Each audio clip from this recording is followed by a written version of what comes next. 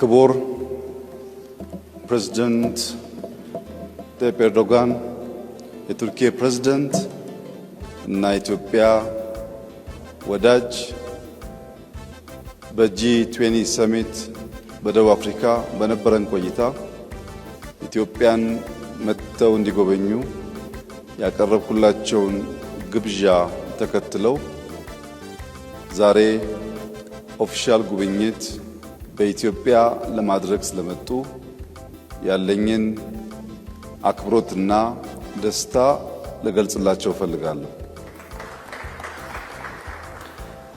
ክቡር ፕሬዝዳንት እንዲሁም ከሳቸው ጋር የመጡ የዴሌጌሽን አባላት ወደዚች ጥንታዊት የሰው ልጅ መገኛ የኮፊ አረቢካ መገኛ በአፍሪካ ብቸኛው በቅኝ ግዛት ያልተገዛች ሀገር ከፍተኛ ክብር እና ኩራት ያላት የማደግ ተስፋ ያላት ከሁሉ በላይ ደግሞ የአፍሪካ የፖለቲካል ካፒታል ወደ ሆነችው አዲስ አበባ እንኳን በሰላም መጣችሁ። ቆይታችሁ ያማረ የሰመረ እንደሚሆን ተስፋዬ የላቀ ነው።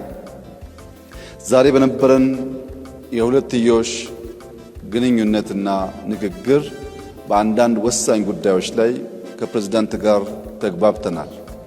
አንደኛው በኢትዮጵያና በቱርክ መካከል የሚደረገው የንግድ ልውውጥ ቢያንስ $1 ቢሊዮን መሙላት እንችልና ከዚያም በላይ ማደግ እንዲችል በሁለቱም መንግስታት ታቅዶ እንዲሰራበት እንዲሁም የቢዝነስ ሴክተሮች ዳይቨርሲፋይ እንዲደረጉና በሁለታችን መካከል ያለው የንግድ ልውውጥ እንዲያድግ ከስምምነት ተደርሷል።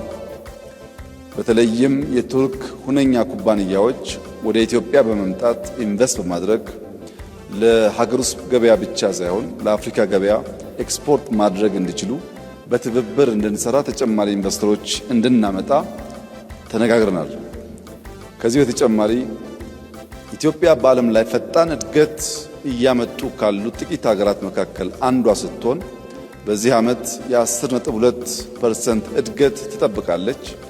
የዚህ እድገት ቀጣይነት መረጋገጥ የሚችለው ከ130 ሚሊዮን ሕዝብ በላይ ያላት ሀገር የሲ አክሰስ ተከልክላ በዓለም ላይ ካለው ልምምድና ትሬንድ ውጪ በጠላቶቻችን ደባ ለረጅም ጊዜ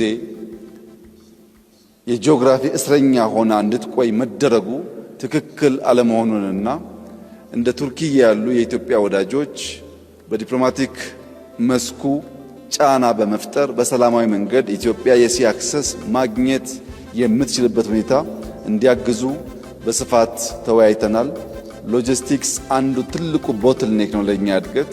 ከዚያ ደግሞ የሲ አክሰስ ቁልፉን ነገር የሚይዝ ሲሆን ፕሬዝዳንት ኤርዶጋን ከዚህ አንጻር የበኩላቸው ሚና እንዲጫወቱ ጠንከር ያለ ውይይት አድርገናል። ለዚህም ምስጋና እናቀርባለን። ከዚህ ውጪ በጸረ ሽብር ትግሉ በጋራ ለመስራት የተስማማን ሲሆን በዚህ ዓመት ቱርኪያ የኮፕ ዝግጅት ታዘጋጃለች። በሚቀጥለው ዓመት ኢትዮጵያ ከቱርኪያ ትረከባለች። በዚህ 2 ዓመታት በሚደረገው የኮፕ ዝግጅት ውስጥ የልምድ ልውውጥ እና መደጋገፍ እንዲኖር ተስማምተናል። ኢትዮጵያ የአፍሪካ የፖለቲካል ካፒታል በመሆኗ አፍሪካ ከፍተኛ እድገት እያሳየች ያለችበት ዘመን ስለሆነ በሚቀጥሉት 20-30 ዓመታት አፍሪካ የሚገባትን ቦታ እንደምትይዝ ታምኖ እየተሰራ ስለሆነ ቱርኪያ ከአውሮፓ አንጻር እና በኤዥያ መካከል ባላት ጉልህ የጂኦግራፊና የኢኮኖሚ ሚና የአፍሪካ እድገት ውስጥ የበኩሏን ሚና እንድትጫወት ብዙ ውይይት አድርገናል፣ ተግባብተናል። በመጨረሻም በኢትዮጵያና በቱርክ መካከል ከጥንት ጀምሮ የነበረው ዝምድና ወዳጅነት አሁንም በመከባበር በመደጋገፍ አብሮ በመስራት ወዳጅነት ለማጠናከር በኔና በፕሬዝዳንት ኤርዶጋን መካከል ከስምምነት ተደርሷል። ከሞላ ጎደል በሁለትዮሽና በመልቲላተራል ጉዳይ የነበረን ውይይት እጅግ ውጤታማና ፍሬያማ ነበር።